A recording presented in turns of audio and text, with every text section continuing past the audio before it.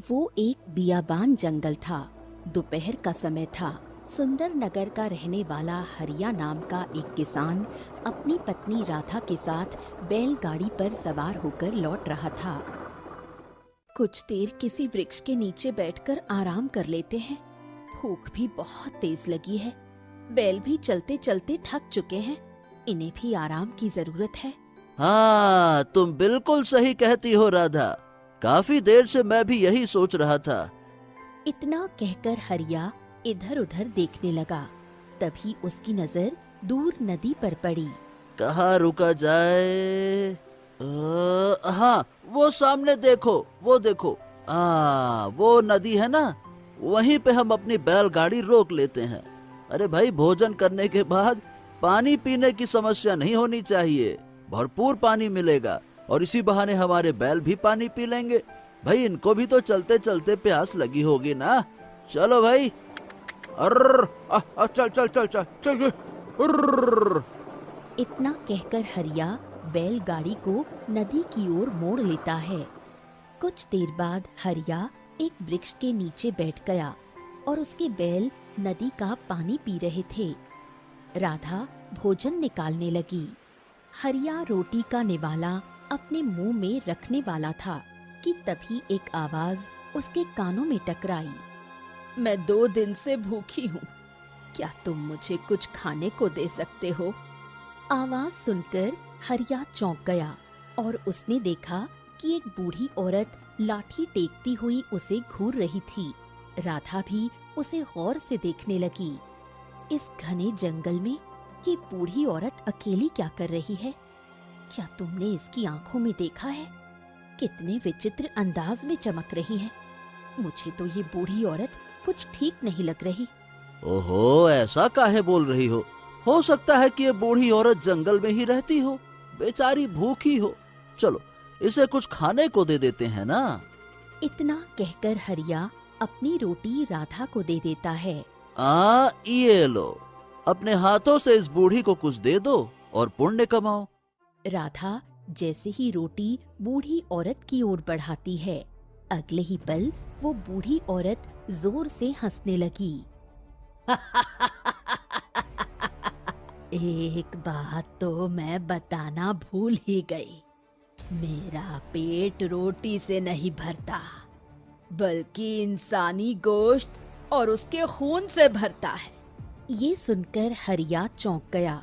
अगले ही पल बूढ़ी औरत धुएं में परिवर्तित हो गई और वो धुआं एक राक्षस में बदल गया। राक्षस राधा पर झपटा। हरिया कांप उठा।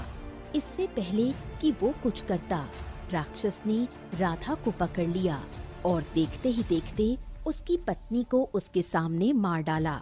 हरिया अपनी बैलगाड़ी छोड़कर सीधे गांव की ओर दौड़ पड़ा। वो काफी देर तक दौड़ता रहा और गांव की सीमा तक आते आते बेहोश हो गया। कुछ देर बाद जब हरिया की आंख खुली तो उसने देखा कि गांव का मुखिया और कुछ लोग उसके पास खड़े थे। अरे हरिया, आहा, क्या हो गया तुझे? तू हमें गांव की सीमा पर बेहोश मिला। तू तो अपनी पत्नी को लेकर किसी रिश्तेदार के शादी ब्याह में गया था। तेरी पत्नी राधा कहाँ है और तेरी बैलगाड़ी कहाँ है और तू यहाँ बेहोश कैसे मिला? हरिया रोते हुए और कांपते हुए सारी घटना बताने लगा। ये सुनकर मुखिया की आंखों में खून उतर आया। अरे अब बस बहुत हो गया। उस राक्षस ने आने जाने वाले यात्रियों का जीना हराम करके रखा है। हमारे गांव के कितने लोगों को वो खा गया। अब उसका अंत बहुत जरूरी है। लेकिन कैसे मुखिया जी? उस राक्षस का सामना हम कैसे कर सकते हैं? देखो, यहीं पास में एक साधु डेरा जमाए बैठे हैं। कहते हैं कि उनके पास बड़ी चमत्कारी शक्तियां हैं।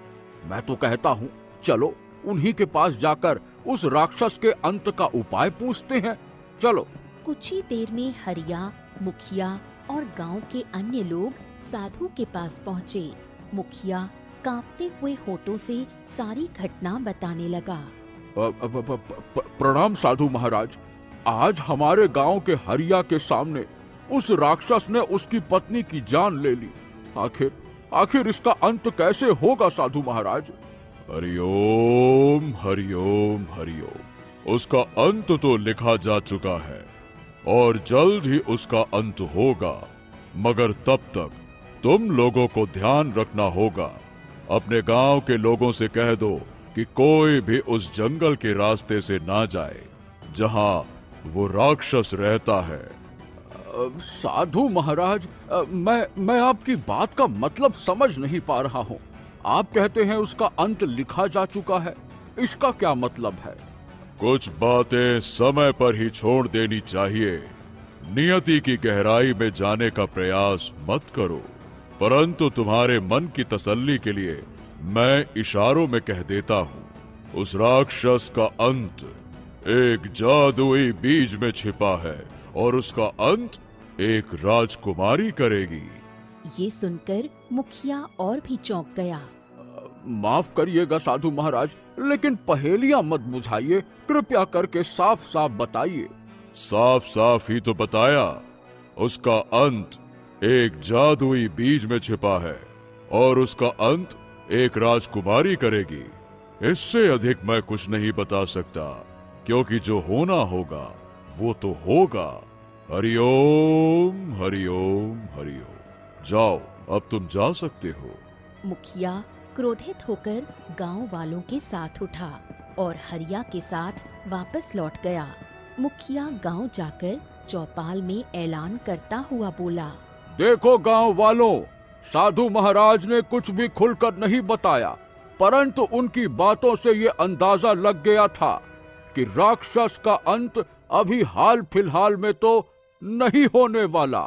तुम सबको अगर किसी भी दूसरे राज्य को जाना हो तो उस जंगल के रास्ते से बिल्कुल मत जाना। समय ऐसे ही बीतने लगा और देखते ही देखते कुछ वर्ष भी बीत गए। उसी गांव में किशन नाम का एक किसान रहा करता था। एक दिन किशन घर थका हारा लौटा, तभी उसकी पत्नी बिंदिया बोली, अजी क्या हुआ? आपके चेहरे पर निराशा के बादल क्यों छाए हुए हैं? हाँ बिंदिया, क्या कहें, अब तुम्हारे इलाज में घर की जितनी जमा पूंजी थी वो सब खत्म हो गई। गांव के सभी किसान अपने खेत में बुवाई कर रहे हैं, बीज बोने का मौसम आ गया है, पर हमारे पास इतना धन नहीं है कि मैं बीज खरीद कर अपने खेत में बो सकूं। बस इसी बात की चिंता खाए जा रही है। एक तो हमारी शादी को 10 वर्ष हो गए और मैं तुम्हें संतान नहीं दे पाई, ऊपर से बीमार पड़ गई और तुम्हारी आर्थिक स्थिति बिगड़ गई। अरे अब इसमें चिंता करने की कोई बात नहीं है भाग्यवान। अब भाग्य में जो लिखा होता है उसे कोई बदल तो सकता नहीं है। तो अब तुम क्या करोगे? मैं क्या सोच रहा हूँ कि साहूकार बलराम से थोड़ा कर्ज ले लूं। लेकिन वो तो कर्ज के ऊपर बहुत भारी ब्याज लगाकर किसानों की जमीन हड़प लेता है। बात तो सही कह रही हो, लेकिन मैं बहुत थोड़ा सा ही कर्ज लूंगा। मुझे तो सिर्फ बीज खरीदने के लिए धन की आवश्यकता है, ज्यादा कुछ नहीं चाहिए। जो भी करना बहुत सोच समझ कर करना। हाँ हाँ, चिंता मत करो भाग्यवान, मैं बाकी के गांव वालों की तरह बुजदिल नहीं हूँ। साहूकार बलराम मेरे ऊपर मनमाना ब्याज नहीं लगा सकता। अगले दिन किशन साहूकार बलराम की हवेली में जा पहुंचा। किशन को देखकर बलराम खुश हो गया। आहा किशन अरे भैया, मेरी आंखें तरस गई थी तेरे दर्शन को। तुम जो हवेली में पधारे तो हमारा दिन बन गया। देखो भैया, गांव के लगभग सभी किसानों की जमीन मेरे अधीन है, केवल तुम्हारी जमीन छोड़कर। सोचता था कि एक दिन तुम्हें भी कर्ज की जरूरत तो पड़ेगी, और देखो भैया पड़ गई। बताओ भाई, कितना कर्ज चाहिए? साहूकार जी, मुझे केवल बीज खरीदने के लिए 5 मुद्राओं की आवश्यकता है। ये सुनकर बलराम चौंक गया। 5 मुद्राएं? ए भैया, अगर तुमको कर्ज लेना है तो ज्यादा लो, 5 मुद्राओं में क्या होता है? अब साहूकार जी, जितनी आवश्यकता है मैं उतना ही कर्ज लूंगा ना। हाँ, बदले में मैं तुम्हें मुंह मांगा ब्याज देने को तैयार हूँ। 5 मुद्राओं के बदले में मैं तुम्हें 10 मुद्राएं लौटा दूंगा। 10 मुद्राएं? क्या बात कर रहा है भैया, क्या मुझको पागल वागल समझ रखे हो क्या? हैं? मैं तुझे कर्ज नहीं देने वाला। और अब मेरी बात ध्यान से सुन, मैं वैसे भी तुझसे काफी समय से बात करना चाहता था। एक काम कर, अपना खेत ही मुझको बेच दे, ले जा खूब सारे पैसे। हैं? अरे लेकिन साहूकार जी, मैं तुम्हें अपना खेत काहे बेच दूं? क्योंकि तेरा ही खेत है जो मेरा नहीं है। मैं तुझे तेरे खेत की 50 मुद्राओं की कीमत देने के लिए तैयार हूँ। बता, देगा? ओ साहूकार, तुम्हारा दिमाग तो ठीक है ना? मेरा खेत उपजाऊ है। मेरे खेत की कीमत 500 मुद्राएं है। मेरा खेत मुफ्त में खरीदने का सपना छोड़ दो। और रहा सवाल कर्ज का, तो अब मुझे उसकी भी जरूरत नहीं है। मैं किसी और से ले लूंगा। बात करते हैं, खेत चाहिए। इतना कहकर किशन साहूकार बलराम की हवेली से गुस्से में निकल गया। किशन के वहां से जाते ही साहूकार का नौकर वहां आया। सेठ जी, केवल यही व्यक्ति है जो आपसे बिल्कुल नहीं डरता। अगर ऐसा ही हाल रहा तो धीरे धीरे आपका गांव में डर खत्म हो जाएगा। हैं?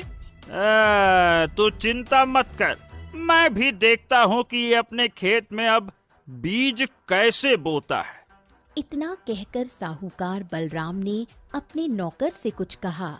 अरे वाह, ये तो बहुत ही अच्छा उपाय निकाला आपने। मैं आज और अभी से किशन के ऊपर नजर रखना शुरू कर देता हूँ। हाँ। इतना कहकर साहूकार का नौकर वहां से चला गया।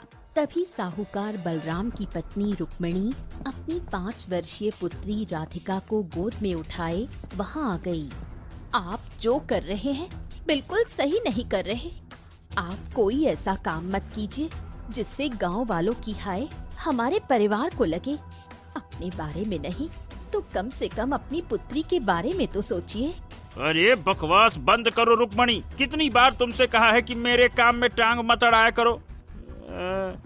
इतना कहकर साहूकार बलराम वहां से चला गया। इधर किशन मुखिया के पास गया और अपनी परेशानी बताते हुए बोला। हाँ, तुम्हें उसके पास जाना ही नहीं चाहिए था किशन।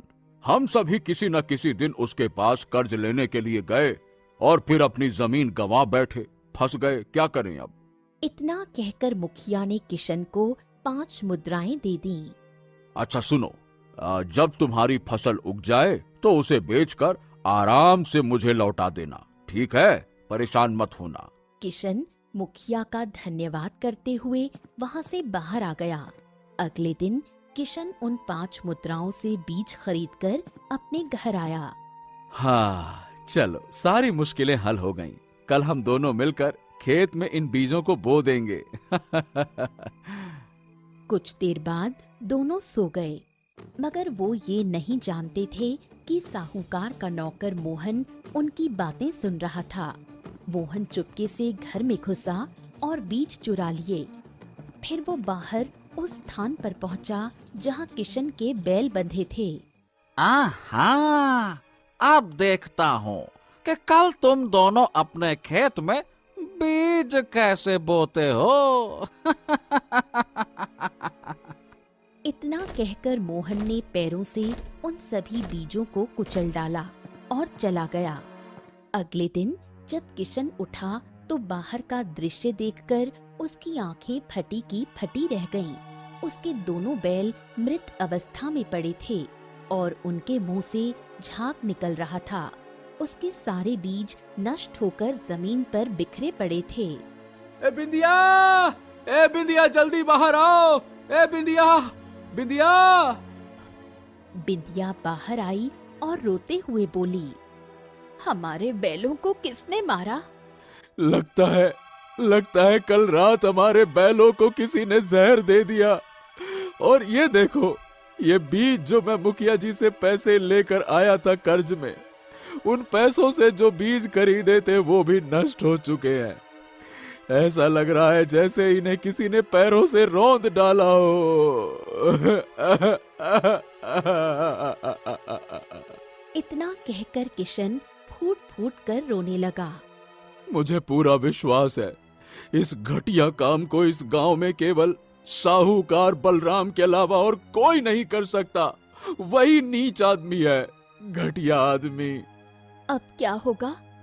अब तो बीज भी कर्ज लेकर आए थे जो नष्ट हो चुके हैं, और अब हमारे पास बैल भी नहीं रहे। गांव में जितने भी बैल हैं वो सब साहूकार बलराम के अधीन हैं। अरे मैं तो बर्बाद हो गया बिंदिया, बर्बाद। अब क्या होगा, क्या होगा? इतना कहकर किशन फूट फूट कर रोने लगा। समय बीतता गया और किशन उदास रहने लगा। एक दिन किशन उदासी भरे अंदाज में जंगल की ओर निकल गया। जंगल की गहराई में जाकर एक वृक्ष के नीचे बैठा और अपनी किस्मत पर रोने लगा। तभी अचानक एक शेर आकर उसके सामने खड़ा हो गया और उसे घूरने लगा। किशन पूरी तरह डर गया। शेर उसके ऊपर हमला करने ही वाला था कि तभी अचानक एक बैल दौड़ता हुआ आया और शेर को एक सींग मारकर घायल कर दिया। शेर भयभीत होकर भाग गया। हाँ, अरे बहुत बहुत धन्यवाद, तुमने मेरी जान बचा ली। अगर तुम नहीं होते तो मैं तो शेर का खुराक बन जाता। लेकिन तुम्हें जंगल की गहराई में इस तरह से नहीं बैठना चाहिए। यहाँ पर शेरों के अलावा और भी बहुत से खतरनाक जानवर रहते हैं। बैल की इंसानी आवाज सुनकर किशन डर गया। तुम जरूर कोई पिशाच या राक्षस हो ना, जो कभी बूढ़ी औरत के रूप में तो कभी किसी और के रूप में यात्रियों को मार डालते हो। नहीं नहीं नहीं नहीं, मैं वो राक्षस नहीं हूँ और मैं तुम्हें कोई नुकसान नहीं पहुँचाऊंगा, चिंता मत करो। अगर मुझे तुम्हें नुकसान पहुँचाना होता तो मैं शेर से तुम्हें बचाता ही नहीं। हाँ। ये सुनकर किशन का डर कम हो गया। ओह, तो फिर तुम इंसानी आवाज में बात कैसे कर सकते हो? इसकी सच्चाई मैं तुम्हें नहीं बता सकता। अगर तुम मुझे अपने गांव और अपने घर ले चलो तो मैं तुम्हारी किस्मत बदल सकता हूँ। किशन गहरी सोच में डूब गया। मेरे पास वैसे 2 बैल थे जिनसे मैं खेती करता था, मगर वो दोनों तो काल की आगोश में समा गए। मुझे वैसे भी एक बैल की आवश्यकता तो है, परंतु तुम तो मनुष्यों की तरह बात करते हो। अगर किसी ने तुम्हें बोलते हुए देख लिया तो वो तो डर जाएगा ना। ओहो, तुम चिंता मत करो, मैं केवल तुम्हारे सामने ही बोलूंगा और किसी के सामने बात नहीं करूंगा। ये सुनकर किशन खुश हो गया और बैल को लेकर अपने घर आ गया। किशन को बैल के साथ देखकर उसकी पत्नी बिंदिया चौंक गई। ये बैल आप कहाँ से खरीद कर लाए? ये तो कोई जंगली बैल लगता है। किशन ने सारी घटना अपनी पत्नी बिंदिया को बताई। वास्तव में ये बैल मनुष्य की तरह बात करता है। हाँ बिंदिया, यही तो कमाल है। तभी बैल ने बिंदिया की ओर देखकर कहा, हाँ, तुम्हारा पति बिल्कुल सही कह रहा है। मैं एक रहस्यमयी जादुई बैल हूँ। बिंदिया को ये विश्वास हो गया कि ये एक जादुई बैल है। कुछ समय ऐसे ही बीत गया। एक दिन किशन उदास बैठा था कि तभी बैल वहाँ आ पहुँचा। क्या हुआ? तुम उदास क्यों बैठे हो? तुमने तो कहा था कि तुम मुझे अपने खेत में ले जाकर काम करवाओगे, क्योंकि तुम्हारे दोनों बैल मर चुके हैं। हाँ, कहा तो था, परंतु उस समय भूल गया था कि मेरे पास तो अब इतना धन भी नहीं है कि मैं बीज खरीद कर ला सकूं। इतना कहकर किशन अपनी आप बीती बैल को सुनाने लगा। ओह, चिंता मत करो, चलो आओ मेरे साथ चलो। मैं एक ऐसे जंगल के रास्ते को जानता हूँ जहाँ पर ऐसे बीज उगते हैं जो जादुई होते हैं। चलो आ जाओ। क्या बात कर रहे हो? सच में? हाँ हाँ, मैं तुम्हारी मदद कर सकता हूँ, तभी तो कह रहा हूँ। चलो आओ भी अब। लेकिन जंगल में तो वो राक्षस रहता है जो मनुष्य को देखते ही मार डालता है, फिर? ओहो, चिंता मत करो, तुम मेरे साथ सुरक्षित रहोगे। मैं तुम्हें गुप्त रास्ते से जंगल तक ले जाऊंगा। आ जाओ, चलो। किशन तैयार हो गया और बैल उसे गुप्त रास्ते से जंगल की ओर ले गया। कुछ देर बाद किशन घने जंगल में खड़ा था। वहाँ का नजारा बड़ा विचित्र था। जमीन पर बड़े ही अनोखे रंग के बीज उगे हुए थे।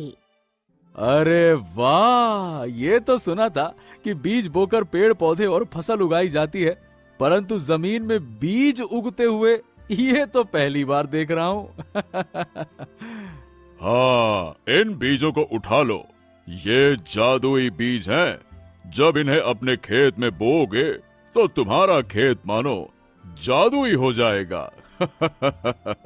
तुम्हारी फसल बहुत जल्दी उगेगी और तुम्हारी जमीन उपजाऊ हो जाएगी।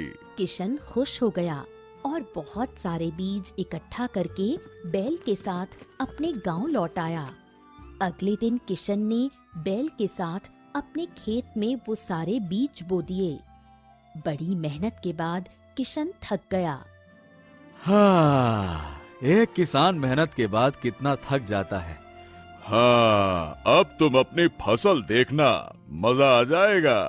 कुछ समय बाद किशन की फसल बहुत उपजाऊ हो गई। किशन और उसकी पत्नी बिंदिया खुशी खुशी फसल काटने लगे और उसे राज्य में बेचकर बहुत सारा धन लेकर घर लौट आए। अरे मित्र, तुमने मेरी किस्मत बदल दी। इतने ऊंचे दाम पर फसल मैंने कभी नहीं बेची। वाह वाह वाह वाह। समय ऐसे ही बीतता रहा। किशन बीच बीच में जादुई जंगल जाता, वहाँ से जादुई बीज लाता और खेत में बो देता। कुछ ही दिनों में उसकी फसल तैयार हो जाती। देखते ही देखते किशन गांव का सबसे अधिक धनवान बन गया। ये बात साहूकार बलराम को बिल्कुल पसंद नहीं आई। वो अपने नौकर मोहन से बोला, अरे मुझे तो समझ में नहीं आ रहा, ये ससुर का नाती किशन तो सड़क पर आ चुका था, अचानक से उसकी रातों रात तकदीर कैसे बदल गई। अब पता नहीं साहूकार जी, मैंने तो आपके कहने पर उसके दोनों बैलों को मार डाला था और उसके बीज भी नष्ट कर दिए थे, पर न जाने कहां से एक बैल उठा लाया और फिर से बीज का इंतजाम कर लिया उसने। लेकिन एक बात देखने लायक है मालिक, उसकी फसल उगती बहुत अच्छी है और बाकी के किसानों से ज्यादा जल्दी तैयार हो जाती है। आज के समय में किशन के पास बहुत धन है। साहूकार बलराम कुछ नहीं बोला और गुस्से से चुपचाप बैठा रहा। अगले दिन किशन अपने खेत में काम कर रहा था कि तभी साहूकार बलराम वहां आ गया। क्या हुआ साहूकार? मेरी खुशहाली देखने आए हो क्या? तुमने तो मुझे बर्बाद करने में कोई कमी नहीं छोड़ी थी। मुझे अभी भी विश्वास है कि तुमने ही मेरे दोनों बैलों की हत्या करवाई थी और बीज नष्ट करवाए थे। बोलो, झूठ बोल रहा हूं तो बोलो। अरे तू क्या बताएगा मुझे कि मैंने क्या किया? ले, मैं बोलता हूँ कि मैंने बिल्कुल यही किया जो तूने कहा। मैंने ही ऐसा करवाया था। परंतु अब तेरे पास बहुत धन है, लेकिन कभी सोचा है कि उस धन को इस्तेमाल कौन करेगा? तेरी पत्नी तो किसी भी बच्चे को जन्म नहीं दे सकती। साहूकार बलराम किशन को चिढ़ाता हुआ और उसका मजाक उड़ाता हुआ वहाँ से चला गया। काश कोई ऐसा बीज होता जिससे संतान की उत्पत्ति हो सकती। अरे परंतु ऐसा कहाँ संभव है? ऐसा हो सकता है। क्या वास्तव में? हाँ, परंतु उससे पुत्र होगा या पुत्री, ये तुम्हारी नियति पर निर्भर करता है। अरे पुत्री हो या पुत्र, मैं तो केवल संतान की इच्छा रखता हूँ। तो फिर चलो मेरे साथ। बैल दोबारा किशन को जंगल में ले गया और एक बीज की ओर इशारा करते हुए कहा, यही वो बीज है, इसे ले जाओ और अपने खेत में गाड़ दो। ले जाओ इसे। किशन ने उस बीज को उठाया और बैल के साथ गांव वापस आ गया। अगले दिन किशन ने वही बीज खेत में बो दिया। कुछ देर बाद वहाँ पर एक बहुत बड़ा पौधा उगाया, जिस पर एक विशाल तरबूज लटक रहा था। हैं? ये तो तरबूज है। हाँ हाँ, तरबूज को तोड़ो तो सही। किशन ने तरबूज तोड़ लिया और बैल के साथ अपने घर आकर पूरी घटना अपनी पत्नी को बताई। बिंदिया तरबूज को देखने लगी। अचानक ही तरबूज कई भागों में बट गया और उसके अंदर से एक सुंदर नवजात कन्या शिशु रोने लगी। किशन को विश्वास नहीं हुआ और वो बोला, हाँ, हे भगवान, इसमें तो सच में एक संतान है। नवजात कन्या को देखकर बिंदिया के मन में ममता उमड़ आई और उसने उसे अपनी गोद में उठा लिया। समय यूं ही बीतने लगा। किशन ने अपनी पुत्री का नाम बड़े ही प्यार से रूप सुंदरी रखा। देखते ही देखते रूप सुंदरी 20 वर्ष की हो गई। चारों ओर रूप सुंदरी की सुंदरता की चर्चा हो रही थी। साहूकार बलराम की पुत्री सुकन्या को ये बात बिल्कुल भी पसंद नहीं आई। एक दिन उसने क्रोध में अपने पिता से कहा, जिसे देखो वही रूप सुंदरी के बारे में बात करता है। आखिर वो एक किसान की पुत्री है या फिर कोई राजकुमारी? अरे चलो मेरे साथ, रूप सुंदरी की सुंदरता के चर्चे आज के बाद बंद हो जाएंगे। चलो। साहूकार बलराम अपनी पुत्री सुकन्या को लेकर किशन के खेत में पहुंचा, जहां किशन अपने परिवार और गांव वालों के साथ बैठा था। अरे ओ रूप सुंदरी, आखिरकार तू अपने आप को समझती क्या है, हैं? क्या हुआ? मैंने ऐसा क्या किया जो आप इतने क्रोधित हो रहे हैं? हर तरफ तुम्हारी ही सुंदरता के चर्चे हैं। तो इसका मतलब तुम मेरी सुंदरता से जलती हो? ये सुनकर बलराम और भी क्रोधित हो गया और किशन की ओर देखकर बोला, तेरी पत्नी तो बांझ थी, रूप सुंदरी तेरी पुत्री हो ही नहीं सकती। मुझे अच्छी तरह से याद है, बरसों पहले मैंने तेरी पत्नी के बांझ होने का मजाक उड़ाया था। अगर वो गर्भवती होती तो गांव की दाई को तो जरूर पता चलता। ये बच्चा कहाँ आसमान से टपका है या फिर कहीं से लेकर आया है, ये बता तू। ए साहूकार, तुम्हें इन सब बातों से क्या मतलब है? तुम कहना क्या चाहते हो और तुम आखिरकार यहाँ पे आए ही क्यों हो, हैं? मैं इसीलिए आया हूँ कि जिस पुत्री को तूने पाल पोस कर बड़ा किया है वो किसी और का पाप है, ये बताने आया हूँ मैं। बात करता है। इतना कहकर बलराम अपनी पुत्री सुकन्या के साथ उसका मजाक उड़ाता हुआ वहाँ से चला गया। अगले दिन सुकन्या ने अपने पिता से कहा, पिताजी, मैं अपनी सहेली के साथ जंगल घूमने जा रही हूँ। अरे जंगल की गहराई में मत जाना बेटा, वहाँ एक राक्षस का शासन है। हाँ। चिंता मत कीजिए, मैं साहूकार बलराम की पुत्री हूँ। कोई राक्षस मेरा कुछ नहीं बिगाड़ सकता। सुकन्या वहाँ से चली गई। कुछ देर बाद साहूकार बलराम गांव की सीमा पर टहलने के लिए चला गया।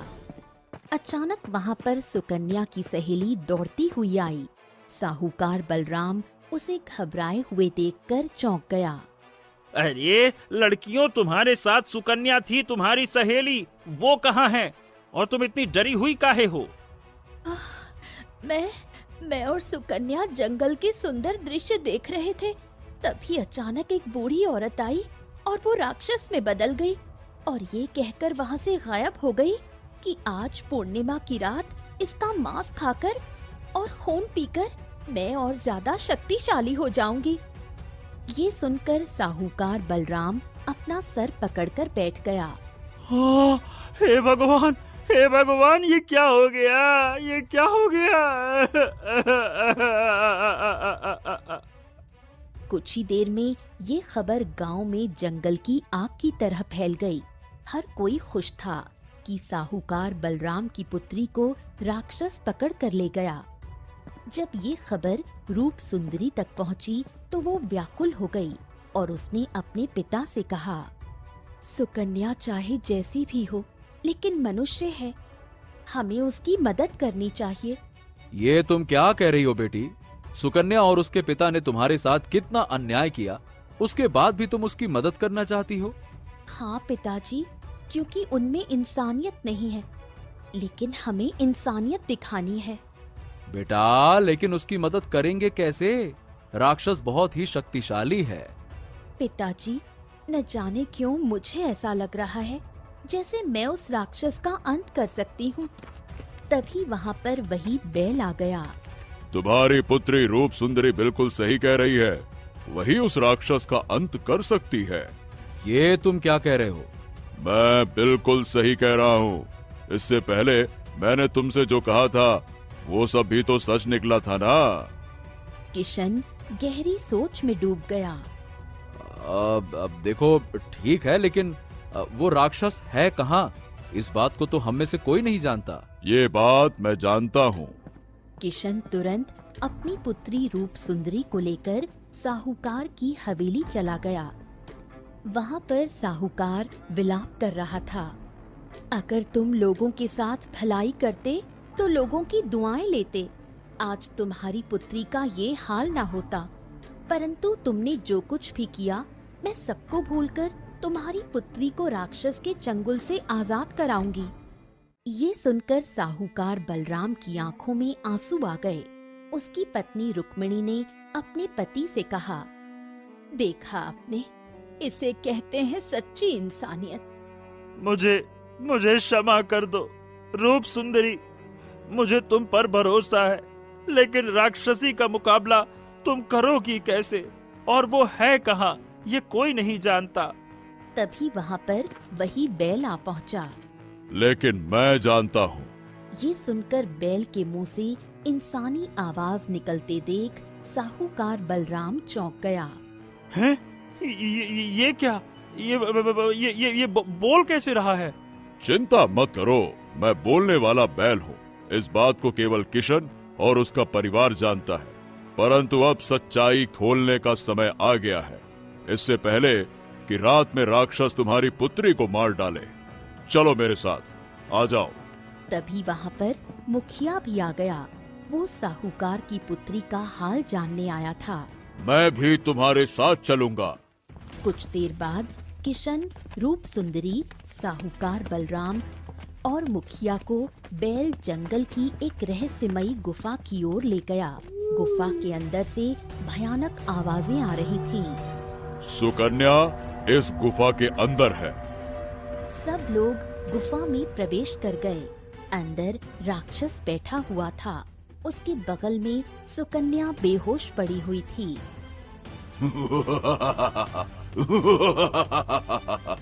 अच्छा हुआ, लगता है कि आज मेरा दिन बहुत शुभ है। अब सबका अंत निश्चित है। अगले ही पल रूप सुंदरी की आंखों से रंग बिरंगी किरणें निकलने लगी। राक्षस के शरीर पर पड़ते ही वो जलने लगा और कुछ ही देर में राख हो गया। ये देख सभी लोग चौंक गए। बेटा, ये सब कुछ तुमने कैसे किया? मुझे नहीं पता पिताजी, बस मेरी आंखों से अचानक रंग बिरंगी किरणें निकलने लगी। अगले ही पल बैल एक राजा में परिवर्तित हो गया। ये देखकर रूप सुंदरी, किशन और साहूकार बलराम चौंक गए। तभी वहाँ पर वही साधु प्रकट हो गया, जिसने वर्षों पहले मुखिया के सामने राक्षस के अंत की भविष्यवाणी की थी। मैंने तुमसे कहा था ना कि राक्षस का अंत एक बीज से होगा और उसका अंत एक राजकुमारी करेगी। अरे हाँ हाँ हाँ हाँ, मुझे सब याद आ गया। अरे आप तो वही साधु महाराज हैं, लेकिन रूप सुंदरी तो किशन की पुत्री है। पर बीज का रहस्य, ये मुझे कुछ भी समझ में आया नहीं महाराज। साधु तुरंत किशन की ओर देखकर बोला, समय आ गया है कि अब तुम अपनी सच्चाई बता दो कि तुम किस तरह से धनवान बने हो। किशन धीरे धीरे सारी घटना बताने लगा कि किस तरह से वो बैल से मिला। जानते हो, ये इसी राज्य का राजा है और रूप सुंदरी किसी और की नहीं बल्कि इसकी ही पुत्री है। ये सुनकर सभी लोग चौंक गए। साधु महाराज बिल्कुल सही कह रहे हैं। जिस राक्षस को रूप सुंदरी ने खत्म किया, उस राक्षस को मैंने ही सिद्ध किया था, ताकि मैं दूसरे राज्यों पर आक्रमण करके शासन कर सकूं। परंतु ये राक्षस मेरे काबू से बाहर हो गया और मेरी गर्भवती पत्नी को उठाकर ले गया। मेरी आंखों के सामने मेरी पत्नी को इसने मार दिया। उस समय साधु महाराज प्रकट हुए और उन्होंने अपनी मंत्र की शक्तियों से इस राक्षस को भगा दिया और क्रोधित अवस्था में मुझे देखने लगे। तब साधु महाराज ने कहा कि तुम्हारी वजह से न जाने कितने लोग मारे गए। मैंने अपनी गलती को समझा। मैंने साधु महाराज से क्षमा मांगी और कहा कि मेरी पत्नी को जीवित कर दो। साधु महाराज ने कहा कि जो मर गया उसे जीवित नहीं किया जा सकता, परंतु तुम्हारी पत्नी की कोख में अभी भी संतान पल रही है। तुमने जो किया उसकी सजा तो भुगतनी पड़ेगी। साधु महाराज ने मुझे एक बैल में परिवर्तित कर दिया और बस मैं बैल में परिवर्तित हो गया। मुझे श्राप मिल चुका था। साधु महाराज ने कहा कि तुम जिस जंगल में खड़े हो वो जादुई बीज का जंगल है। इतना कहकर साधु महाराज ने एक स्थान की ओर देखा और वहाँ पर एक बीज उत्पन्न हो गया। तुम्हारी पुत्री इस बीज से जन्म लेगी, लेकिन याद रखना, नियति तुम्हें एक ऐसे मनुष्य के पास पहुंचाएगी जो संतानहीन होगा। पर जब वो अपनी संतान की इच्छा जाहिर करेगा तब तुम यही बीज उसे दे देना। इसी बीज से तुम्हारी पुत्री जन्म लेगी और तुम्हारी सजा ये होगी कि तुम अपना रहस्य किसी को नहीं बताओगे, और जब तुम्हारी पुत्री 20 वर्ष की हो जाएगी तब यही राक्षस का अंत करेगी। इतना कहकर राजा विक्रम चुप हो गया। सभी लोगों को रहस्य समझ में आ गया। राजन, तुम्हारा प्रायश्चित पूरा हुआ। राजा विक्रम ने अपनी पुत्री रूप सुंदरी को देखकर कहा, बेटा तुम किशन की पुत्री हो, परंतु मुझसे मिलने के लिए महल में आते रहना। इतना कहकर राजा विक्रम वहाँ से चला गया। साधु रंग बिरंगी किरणों से गायब हो गया और सभी लोग अपने अपने गांव चले गए।